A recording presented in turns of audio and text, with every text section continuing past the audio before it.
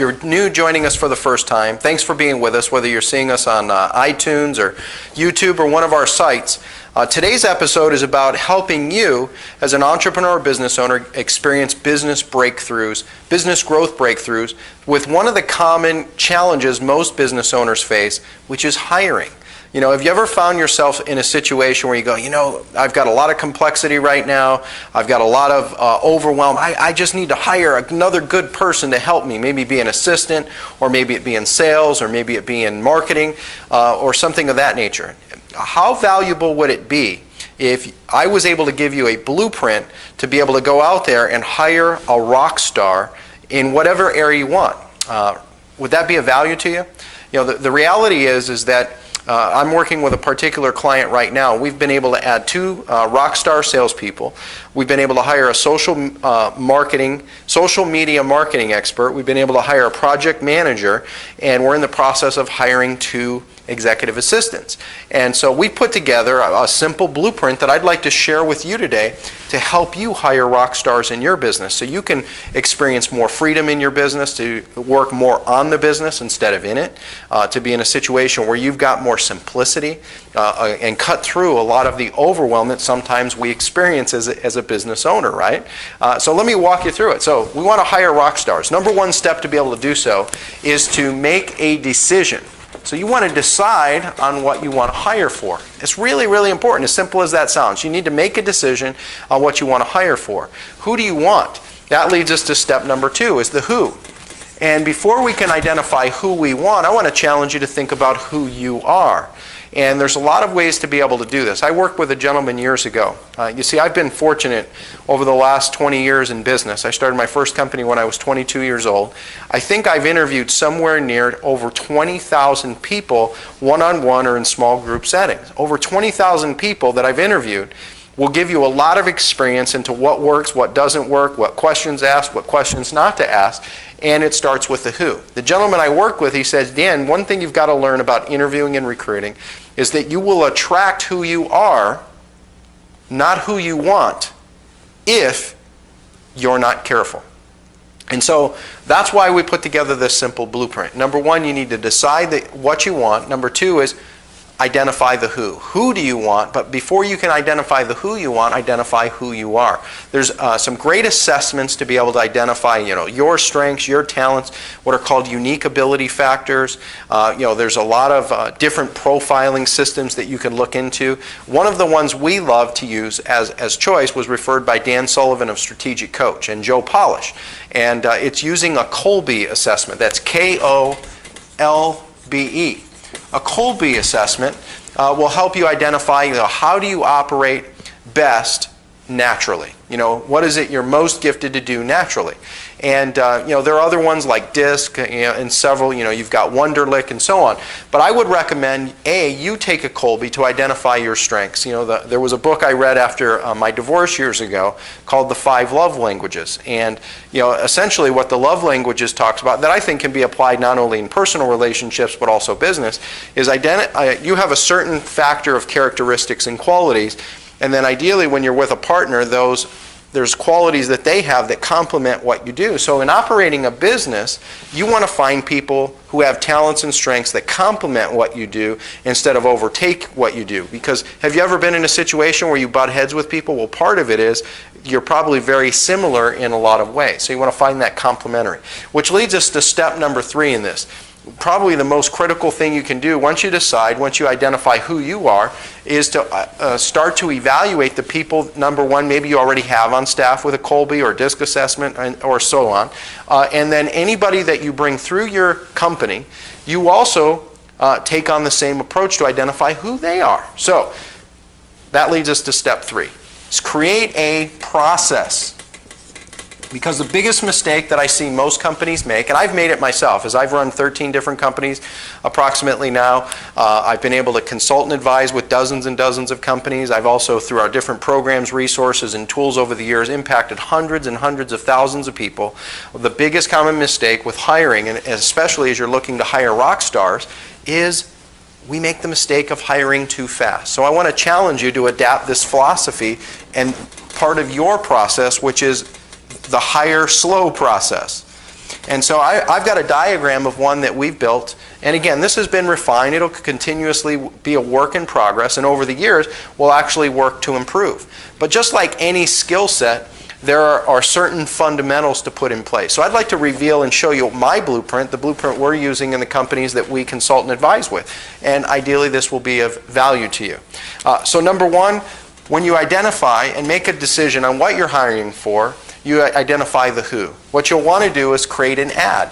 Essentially write an ad that identifies, the different characteristics and qualities you're looking for. Those qualities will be different. Those talents will be different. Those skills will be different if you're hiring for a personal assistant or an executive assistant or a social marketing media manager or a project manager or a sales representative or a sales manager. Again, every position will have its own type of ad that you would run, ideally based on your decision of what you want and the type of who you want. So that leads to the next thing. Once you run the ad, I want to challenge you to take them through a filter process. Essentially you want to find right fit type people. So you can create a certain type of survey or questionnaire that people fill out to ideally kind of show themselves in certain ways. And there's certain strategic questions that we ask. I mean, if you'd like to get access to a model that we've created, you can contact us through our website, and we'll send you an example of one that we've got in place not only for ourselves, but we also put in place for other companies. Once someone fills out the survey, those people, once they respond to the ad, fill out the survey, those are the only people we follow up with. So if someone just sends in a resume, we're not going to follow up with them. Usually we'll get a resume and a survey at the same time, which leads us to a next step. One of our next steps that we have candidates do is we require and recommend they send us a video describing to us why they feel they'd be an ideal candidate to work with our company. Number one, today with your phones, every phone that I know of has a camera on it. Most laptops, most computers have cameras, so it's a pretty easy process to do. And you're not looking for quality per se unless you're hiring a video person or a video editor, but it's simply to identify some of the qualities and traits. Because here's a cornerstone. I'm going to get to the most important piece here in the hiring process that you're looking for in this. And it's a hidden secret that most people don't take the time to learn. But after a video, then what we do is we look for our candidates to be able to do a report. So, for example, if you're hiring for somebody like the social marketing media specialist we were looking for, we had them look at a book that's not affiliated to our organization, and we said, go check it out and send us a summary about it, essentially a cliff notes of what you got out of it. And you're looking for certain qualities. You're looking for, how well did they receive the information? How well do they present information? Essentially, because we know this is part of what they're going to be doing in their particular job. So we have them do a report. It could be, they could listen to a podcast and do a report on it. They could listen to a book and do a report on it. Or I shouldn't say listen to a book. I guess you could do that with audiobooks, but they could read a book and do that. So have them submit a report. If they do these 3 steps, and they meet a certain criteria, then the next piece that we're going to look to do is we'll do a phone interview. Usually a phone interview will be at about 10 to 15 minutes. We let them know we have multiple stages. We let them know right up front we have a slow hire process, and we're looking for right fit type clients. And we do a series of questions similar to the survey to see how congruent they are, how consistent they are with their answers in what they originally put together in that survey and also that video. So it says a lot when there is consistency and congruency.